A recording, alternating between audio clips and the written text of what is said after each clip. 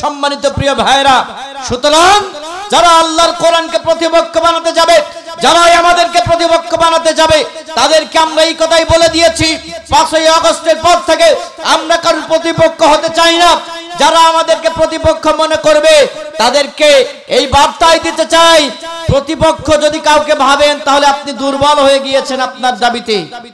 সুতরাং আপনি ফিরে আসুন কোরআনের দিকে, ফিরে আসুন ইসলামের দিকে। সম্মানিত প্রিয় ভাইরা, যে আল্লাহ তাআলা আজকের এই তাফসীরুল কোরআন মাহফিল শোনার পরিবেশ করে দিয়েছেন, শত ব্যস্ততাকে পিছনে ফেলে দিয়ে আজকের এই তাফসীরুল কোরআন মাহফিলে আমাদেরকে আসার এবং বসার সুযোগ করে দিয়েছেন। এই জন্য আল্লাহকে আমরা ধন্যবাদ দিতে পারবো কিনা? আল্লাহকে ধন্যবাদ জানিয়ে সকলে আকাশ বাতাসকে মুখরিত করে আল্লাহর দরবারে শুকরিয়া আদায় করছি। সকলে জোরে পড়ছি আলহামদুলিল্লাহ। وقد قال الله تعالى في كلامه المجيد والفرقانه الحميد: أعوذ بالله من الشيطان الرجيم. بسم الله الرحمن الرحيم. يا أيها الذين آمنوا ادخلوا في السلم كافة ولا تتبعوا خطوات الشيطان إنه لكم عدو مبين.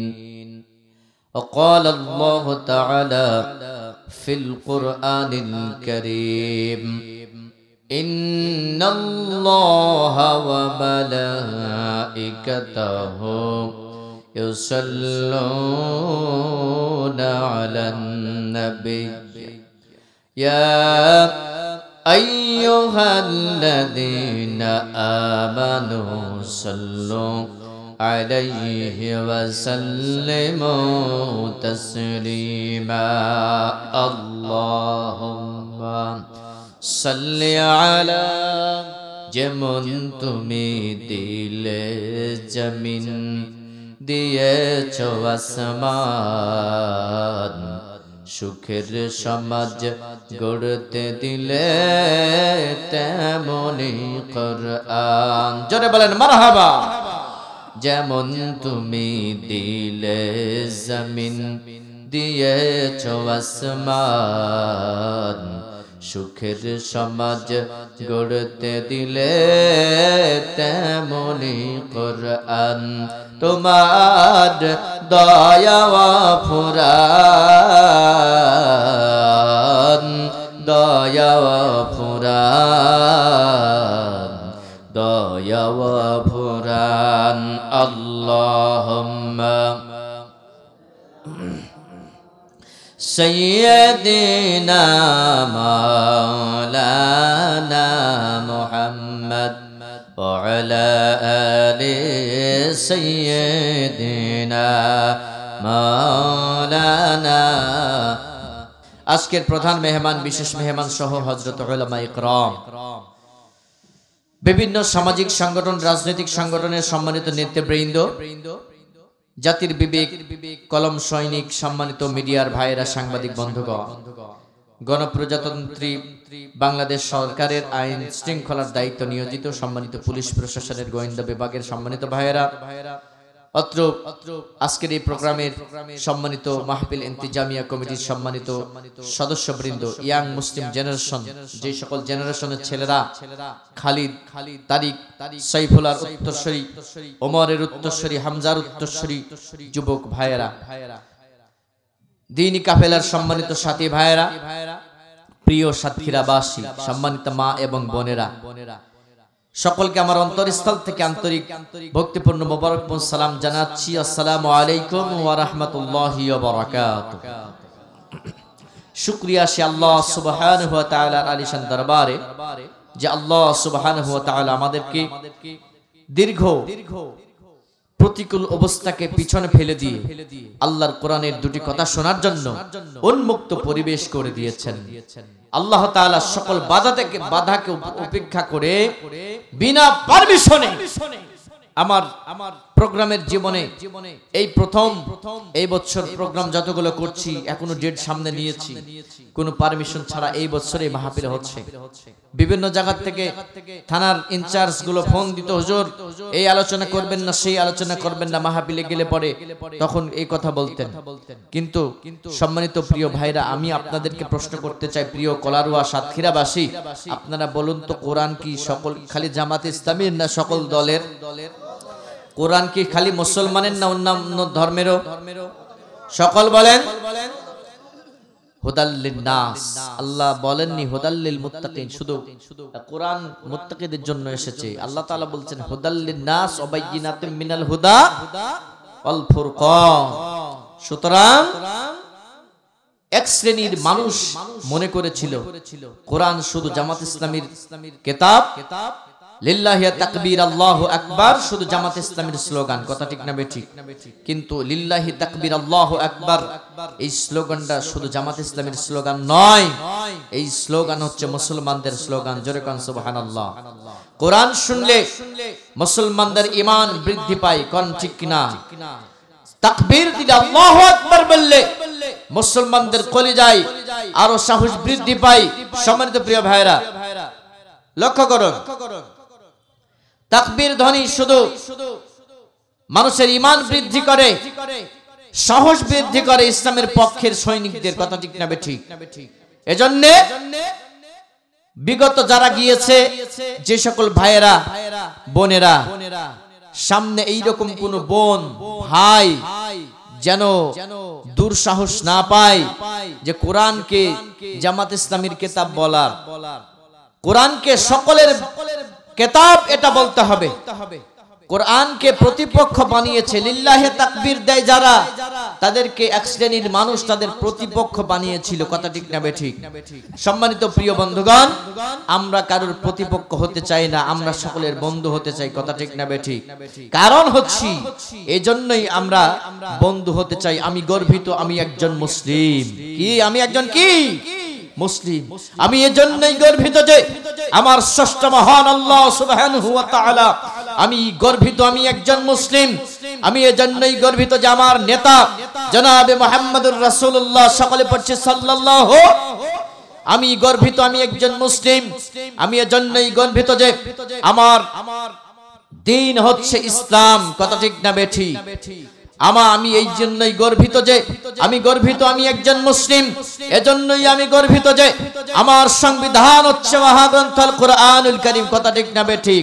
সুতরাং আজকে সাতক্ষীরার কলারওয়ার জমিন থেকে আমি এই কথা আহ্বান করতে চাই, যারা এই কোরআনকে ইসলামকে প্রতিপক্ষ বানাতে যাবে, যারা এই মুসলমানদেরকে প্রতিপক্ষ বানাতে যাবে, তাদেরকে এই সমাজ কখনোই মেনে নেবে না। আপনারা কি রাজি আছেন কিনা বলুন? সম্মানিত প্রিয় ভাইরা, সুতরাং যারা আল্লাহর কোরআনকে প্রতিপক্ষ বানাতে যাবে, যারা আমাদেরকে প্রতিপক্ষ বানাতে যাবে, তাদেরকে আমরা এই কথাই বলে দিয়েছি, 5ই আগস্টের পর থেকে আমরা কারোর প্রতিপক্ষ হতে চাই না। যারা আমাদেরকে প্রতিপক্ষ মনে করবে তাদেরকে এই বার্তাই দিতে চাই, প্রতিপক্ষ যদি কাউকে ভাবেন তাহলে আপনি দুর্বল হয়ে গিয়েছেন আপনার দাবিতে। সুতরাং আপনি ফিরে আসুন কোরআনের দিকে, ফিরে আসুন ইসলামের দিকে। সম্মানিত প্রিয় ভাইরা, যে আল্লাহ তাআলা আজকের এই তাফসীরুল কোরআন মাহফিল শোনার পরিবেশ করে দিয়েছেন, শত ব্যস্ততাকে পিছনে ফেলে দিয়ে আজকের এই তাফসীরুল কোরআন মাহফিলে আমাদেরকে আসার এবং বসার সুযোগ করে দিয়েছেন। এই জন্য আল্লাহকে আমরা ধন্যবাদ দিতে পারবো কিনা? আল্লাহকে ধন্যবাদ জানিয়ে সকলে আকাশ বাতাসকে মুখরিত করে আল্লাহর দরবারে শুকরিয়া আদায় করছি। সকলে জোরে পড়ছি আলহামদুলিল্লাহ।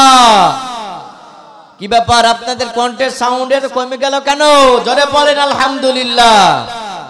সকলে পড়ুন রব্বানা লাকাল হামদ হামদান কাসীরান তাইয়িবান মুবারাকান ফীহি সালাম সেই নবীর প্রতি বিশ্ব মানবতার মহান শিক্ষক, মহান মুক্তির দূত, সর্বকালের সর্বযুগের সর্বশ্রেষ্ঠ মহামানব, সর্বকালের সর্বযুগের সর্বশ্রেষ্ঠ দার্শনিক, সর্বকালের সর্বযুগের সর্বশ্রেষ্ঠ বিজ্ঞানী, বিশ্ববরেণ্য রাষ্ট্রপতি, বিশ্ববরেণ্য সেনাপতি, জিনার আনিত জীবন ব্যবস্থা ও সুন্নাত তরিকা অনুযায়ী আমল করা আমাদের উপরে অপরিহার্য দায়িত্ব এবং কর্তব্য হয়ে দাঁড়িয়েছে। সালাম সেই নবীর প্রতি সকলে পড়ছি সাল্লাল্লাহু আলাইহি ওয়াসাল্লাম।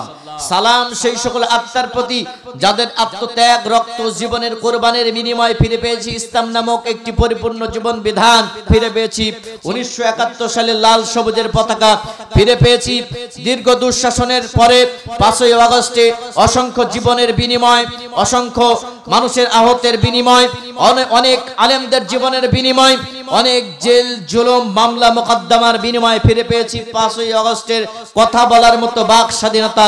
এই জন্য তাদেরকে উৎসর্গ করছি স্বাধীনতার সালাম। আল্লাহ তাআলা তাদেরকে জান্নাতের উচ্চ মাকাম দান করুন, সকলে পড়ছি আল্লাহুম্মা আমিন।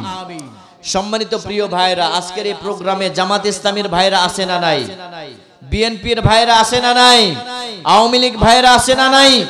জাতীয় পার্টির ভাইরা আছে না নাই? জাসদ, বাসদ, ফুরফুরা, চরমনা, সরসিনা, আটরশি, দেওয়ানবাগ, কুতুববাগ, মাছ ভান্ডার সহ বিভিন্ন দল, বিভিন্ন তরিকার লোক এই জায়গায় আছে না নাই? আছে। কিন্তু আমরা যেই দল করি না কেন, যেই তরিকার লোকে হই না কেন, আমাদের কয়েকটি পরিচয় রয়েছে। আমরা একটা প্রথম পরিচয় হচ্ছে আমরা মুসলমান। আমরা কি? জোরে বলেন, আমরা কি? আমরা হচ্ছে মুসলমান। আমাদের জীবন বিধানের নাম হচ্ছে ইসলাম। আমাদের জীবন বিধানের নাম কি? ইসলাম হচ্ছে আমাদের জীবন বিধান। আমাদের সংবিধানের নাম হচ্ছে মহাগ্রন্থ আল কোরআনুল কারীম। সম্মানিত প্রিয় ভাইরা, তাহলে যদি আমরা মুসলমান হয়ে থাকি, আমাদের জীবন বিধান যদি ইসলাম হয়ে থাকে, আমাদের সংবিধান যদি মহাগ্রন্থ আল কোরআনুল কারীম হয়ে থাকে, তাহলে কোরআন থেকে আমরা যখন কথা শুনতে এসেছি, কোরআন থেকে কিছু কথা শুনে যাব তো ইনশাআল্লাহ। সম্মানিত প্রিয় ভাইরা, বিভিন্ন দল, বিভিন্ন মত, সকল চিন্তা মাথার থেকে দূর করে দিয়ে আসুন আমরা শয়তানের ওয়াসওয়াসা থেকে মহান আল্লাহ তাআলার কাছে আশ্রয় প্রার্থনা করছি। আমার সাথে সাথে সকলে পড়ুন, আউযু বিল্লাহি মিনাশ শাইতানির রাজিম, বিসমিল্লাহির রাহমানির রহিম।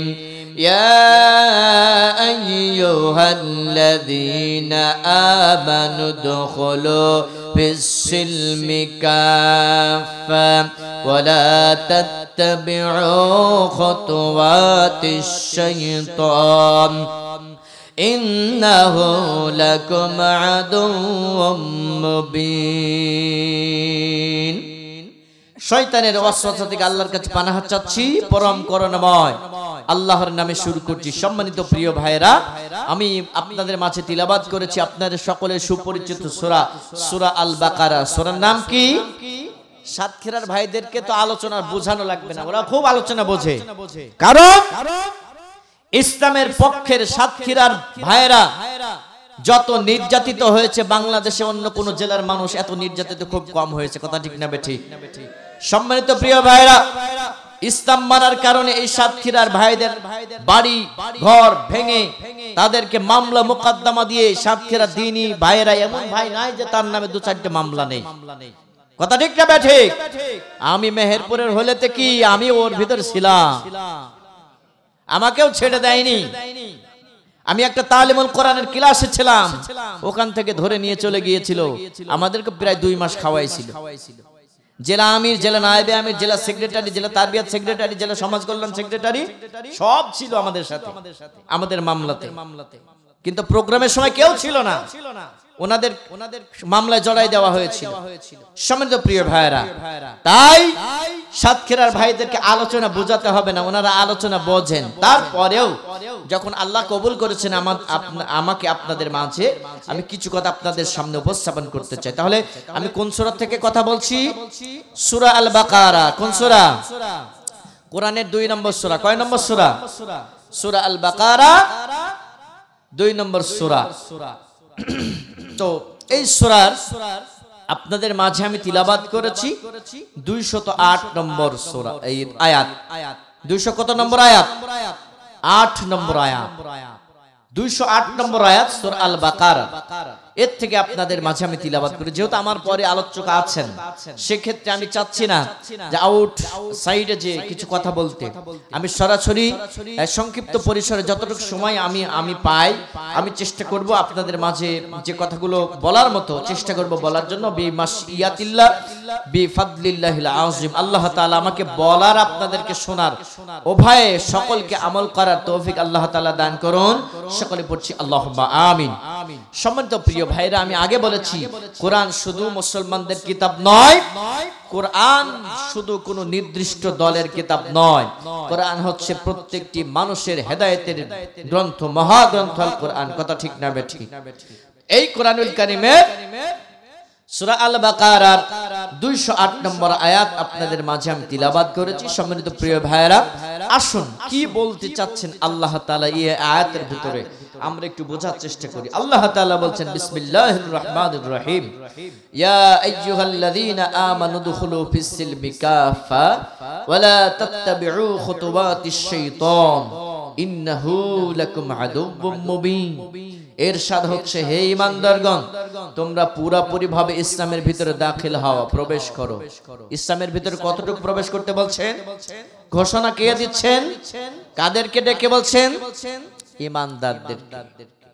তার মানে বোঝা যায় ঈমান না আনলে পরে কোরআন বোঝা যায় না।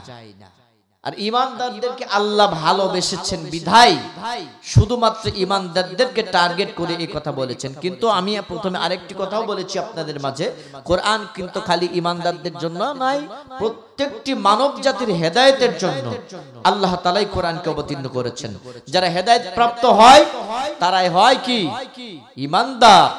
আর এই ঈমানদারকে আল্লাহ তাআলা ভালোবাসেন বিধায় এই ঈমানদারদেরকে টার্গেট করে মহান আল্লাহ সুবহানাহু ওয়া তাআলা বলছেন, হে ঈমানদারগণ, তোমরা পুরোপুরি ভাবে ইসলামের ভিতরে প্রবেশ করো। খবরদার তোমরা শয়তানের পদঙ্ক অনুসরণ করো না, নিশ্চয়ই শয়তান তোমাদের প্রকাশ্য এবং গোপনীয় বন্ধু। কে শয়তান? কি আপনাদের বন্ধু নাকি? সম্মানিত প্রিয় ভাইরা, হ্যাঁ, তাদেরই বন্ধু শয়তান। সূরা নিসা ৭৬ নম্বর আয়াত আল্লাহ বলছেন, আল্লাযীনা আমানু ইউকাতিলুনা ফি সাবিলিল্লাহ ওয়াল্লাযীনা কাফারু ইউকাতিলুনা ফি সাবিলিত তাগুত। আল্লাহ রাব্বুল আলামিন বলছেন, যারা মুমিন হবে তারা কি হবে? যারা মুমিন হবে তারা আমি আল্লাহর জমিনে আমি আল্লাহর দ্বীনকে প্রতিষ্ঠিত করার জন্য প্রাণান্তকার চেষ্টা করবে। আর যারা কাফের হবে তারা আমি আল্লাহর জমিনে শয়তানের মনোনীত দ্বীনকে প্রতিষ্ঠিত করার জন্য প্রাণান্তকার প্রচেষ্টা করবে। তাহলে কথা কি আমরা বুঝতে পারছি? তাহলে আমরা কি বুঝলাম? শয়তান আমাদের বন্ধু না শত্রু? এখন তাদেরই বন্ধু যারা এই জমিনে শয়তানের রচিত মতবাদ, মানব রচিত মতবাদ, যাকে বলা হয় ধর্ম নিরপেক্ষ মতবাদ, এই মতবাদকে যারা প্রতিষ্ঠিত করতে চায় তারা হচ্ছে শয়তানের বন্ধু। আর আল্লাহর জমিনে যারা আল্লাহর দ্বীন প্রতিষ্ঠা করতে চায় তারাই হচ্ছে শয়তানের শত্রু। কথা কি ক্লিয়ার? সম্মানিত প্রিয় ভাইরা, আমাদের দেশে এমন একটা স্লোগান আছে যে সকল ক্ষমতার উৎস হচ্ছে জনগণ। কথা ঠিক না বেঠিক? কিন্তু এই বাংলাদেশে এমন কাউকেও বাতিল করা হয়েছিল, এমন কিছু লোককেও বাতিল করা হয়েছে, তাদের কার্যকলাপও বাতিল করা হয়েছিল, যাদের গঠনতন্ত্রে আছে যে আল্লাহর এই সকল ক্ষমতার একমাত্র মালিক আল্লাহ। এই গঠনতন্ত্রে থাকার কারণেই এমন কিছু ব্যক্তির নিবন্ধন বাতিল করা হয়েছিল, তাদের প্রোগ্রামগুলো বন্ধ করা হয়েছিল, তাদেরকে ফাঁসির কাস্টে ঝুলিয়ে মারা হয়েছে। কথা ঠিক না বেঠিক? কারণ ওরা জানে আল্লাহর জমিনে যদি আল্লাহর দ্বীন বাস্তবায়িত হয়ে যায় তাহলে ওরা বড় চেয়ারে বসতে পারবে না। সম্মানিত প্রিয় ভাইরা, তাহলে আমি যেটা বলতে চাচ্ছিলাম যে তোমরা পুরোপুরি ইসলামের ভিতর প্রবেশ করো, খবরদার তোমরা শয়তানের পদঙ্ক অনুসরণ করো না, নিশ্চয়ই শয়তান তোমাদের প্রকাশ্য এবং গোপনীয় শত্রু। কথা কার? তাহলে কি আমরা শয়তানের বন্ধু হতে চাই? সাতক্ষীরার ভাইয়েরা, আমার মেহেরপুরের ভাষা বোঝা যায়? বোঝা যাচ্ছে তো? তা আমি তো অন্ধ মানুষ, আপনারা কয়জন আছে আমি গুনে বলতে পারবো? তা আপনারা যদি কথার সাউন্ড না দেন আমার আলোচনা তো এমনি ডাউন হয়ে যাবে, কথা ঠিক না বেঠিক? এই জন্য একটু কথার জবাব দিয়ে, আপনারা তো নির্বাচনের সময় ভালো জবাব সাউন্ড দিতে পারেন। সম্মানিত প্রিয় ভাইরা, আমি যে আয়াত তিলাওয়াত করেছি এই আয়াতের সরল অনুবাদ হালকা করে বলেছি, পরিপূর্ণ বলতে পারিনি। আগে হয় সংবাদের আগে কি হয়? শিরোনাম হয় না? সংবাদের আগে কি হয়? শিরোনাম, তারপরে কি হয়? বিস্তারিত, কথা ঠিক না বেঠিক? কোরআনের যে আয়াত, মহাগ্রন্থ কোরআনের সূরা আল বাকারার 208 নম্বর আয়াত আমি তিলাওয়াত করেছি, এর সরল অনুবাদ বলেছি। আসুন এই আয়াতটি আল্লাহ তাআলা কেন নাজিল করলেন, কোন সময়, এই বিষয়টা আমরা একটু তুলে ধরি। ক্লিয়ার? সমস্যা ভাই? সম্মানিত প্রিয় ভাইরা, লক্ষ্য করুন, এই আয়াতটি যখন নাজিল হয় তখন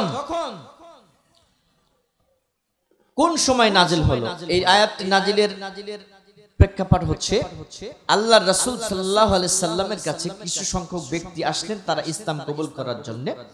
যারা আসলেন ইহুদি। তারা কি ছিল? ইহুদি। ওদের নেতৃত্ব ছিল আব্দুল্লাহ ইবনে সালাম। কি নাম?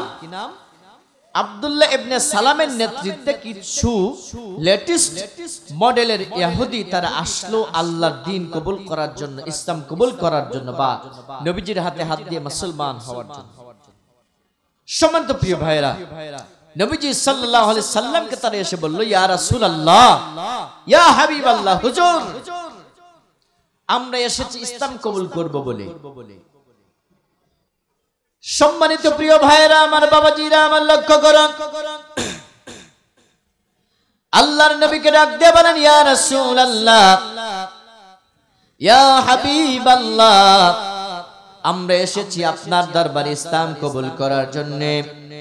আমরা তো ইসলাম কবুল করতে চাই, কিন্তু আমাদের কিছু শর্ত রয়েছে। নবীজি বললেন, তোমাদের কি শর্ত রয়েছে তোমরা বলো। আল্লাহর নবীকে আব্দুল্লাহ ইবনে সালামের নেতৃত্বে যারা এসেছিলেন তিনারা বললেন, হুজুর আমরা আপনার দরবারে মুসলমান হব, কিন্তু আমরা যে ইহুদি ছিলাম, ইহুদি ধর্মের যে কৃষ্টি কালচার, ইহুদি ধর্মের যে আইন কানুন গুলো, সপ্তাহে একটা দিন তাদের একটি ইবাদত হয়, সপ্তাহে একটি দিন আমি তাদের মাঝে আমরা যাব, আস্তে আস্তে 6 দিন আপনাদের আমল করব, সপ্তাহে একটি দিন আপনাদের ওই জায়গা থেকে ওদের কাজগুলো করব, পূর্বের ধর্মের কাজ করব, কিন্তু হুজুর আস্তে আস্তে আমরা পরিপূর্ণ ইসলামের ভিতরে প্রবেশ করব, আর ওইখানে যাব না, কিন্তু প্রথম প্রথম কিছুদিন যাব। আমাদের সমাজে এমন লোক আছে না নাই যে পূজার দরবারেও যায়, আবার মাহফিলের সভাপতিও হয়, এরকম আছে না নাই? কিন্তু এই বছরের প্রেক্ষাপটটা একটু ভিন্ন, যেহেতু ইসলামপন্থী কিছু লোক এবার পূজার ওখানে গিয়েছিল, কিন্তু পূজা দেখতে নয়, ওই জায়গায় এরা গিয়েছিল যে অন্য বিগত 16 বছর প্রত্যেক বছর পূজা মণ্ডপে হামলা হয়েছে আর হুজুরদের দোষ হয়েছে, কথা ঠিক না বেঠিক? এই বছর বাংলাদেশে কোন পূজা মণ্ডপে হামলা হয়েছে? হয়নি। এই হামলা যেন না হয়, এই হামলা ঠেকিয়ে আমাদের বদনাম যেন কেউ করতে না করে, এই বদনাম ঠেকাতে গিয়েই পূজা মণ্ডপ পাহারা দেওয়ার জন্য হুজুররা গিয়েছিল, কথা ঠিক না বেঠিক? কিন্তু এমন লোক আছে এই বাংলাদেশে যাত্রা প্যান্ডেলের সভাপতি হয়, পূজা মণ্ডপেরও সভাপতি হয়, আবার তাফসীর মাহফিলের সভাপতি হয়েছে। যদি সভাপতির পদ না দেওয়া হয়েছে, মাহফিল বন্ধ করে দেওয়া হয়েছে, এরকম ঘটনা আছে না নাই?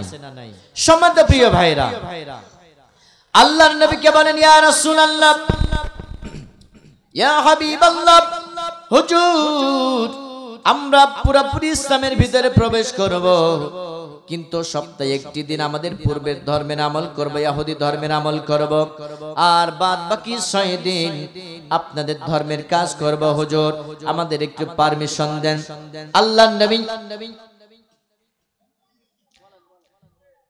আল্লাহর নবী জনাবে মুহাম্মদুর রাসূলুল্লাহ সাল্লাল্লাহু আলাইহি সাল্লাম বললেন, পারমিশন দেবেন কি দেবেন না দুশ্চিন্তায় পড়ে গেলেন। এমন একটি প্রেক্ষাপটে আল্লাহ রাব্বুল আলামিন মহাগ্রন্থ আল কোরআনের এই আয়াতটি জিবরাইল আলাইহিস সালামের মাধ্যমে নবীজির উপরে নাজিল করলেন। হে নবী, আপনি বলে দিন, হে ঈমানদারগণ, তোমরা ইসলামের ভিতর পুরোপুরি প্রবেশ করো। তার মানে বোঝানো গেল, ওই ইহুদিরা যখন এই কথা বলল, হুজুর সপ্তাহে একটি দিন আমরা যাব ইহুদি ধর্মের আমল করব, কিন্তু আপনার বাদবাকি 6 দিন আপনাদের ধর্মের আমল করব, ইসলামের আইন কানুন মানব, কিন্তু আস্তে আস্তে এইগুলো ছেড়ে দেব। হুজুর আপনি পারমিশন দিয়ে দেন। আল্লাহর নবীকে পারমিশন দিয়া বাদ দিয়ে আল্লাহ রাব্বুল আলামিন তিনার নবীর মাধ্যমে গোটা পৃথিবীর মানব জাতিকে জানিয়ে দিলেন, বুঝিয়ে দিলেন, হে ঈমানদারগণ, যারা ঈমানের দাবিদার, যারা বিশ্বাস স্থাপন করেছো, যারা বিশ্বাস স্থাপন করেছো, তোমরা পুরোপুরি ভাবে ইসলামের ভিতরে প্রবেশ করো। খবরদার খবরদার, তোমরা শয়তানের পদাঙ্ক অনুসরণ করো না। তার মানে ইসলাম বাদ দিয়ে অন্য কিছু যদি মানা যায়, সেটাই হলো শয়তানের অনুসরণ। কথা ঠিক না বেঠিক? এই আয়াত দ্বারা যে বোঝানো যায়, ইসলাম বাদ দিয়ে অন্য কোন স্লোগান যদি আমরা দেই, অন্য কোন আইন কানুন যদি আমরা মেনে নেই, তাহলে সেটাই হলো শয়তানি। কথা ঠিক না বেঠিক? আল্লাহ রাব্বুল আলামিন এটাই বোঝাতে চাইলেন, ঈমানদারগণ, তোমরা ইসলামের ভিতরে পুরোপুরি প্রবেশ করো। খবরদার খবরদার, তোমরা শয়তানের পদাঙ্ক অনুসরণ করো না। নিশ্চয় শয়তান তোমাদের প্রকাশ্য এবং গোপনীয় শত্রু। কথা কার? সম্মানিত প্রিয় ভাইরা, এই ইসলামের ভিতরে পুরোপুরি প্রবেশ করার কথা আল্লাহ বলছেন। তার মানে এখানে বোঝা যায় যে ইসলামকে আপনি ধরেন একটি ঘর। ইসলামকে কি মনে করব? একটি ঘর। ইসলামকে একটি ঘর মনে করি আমরা। ইসলাম বা যে কোনো একটি ঘর যদি আপনি বানান, সে ঘর কি খুঁটি ছাড়া ঘর হবে? হবে? ঘর খুঁটি ছাড়া হবে না। তার মানে বোঝায়, আপনি যদি মনে করেন ইসলামকে একটি ঘর যদি মনে করেন, তাহলে একটি ঘরের যেমন খুঁটি লাগে, ইসলামের খুঁটি আছে না নাই?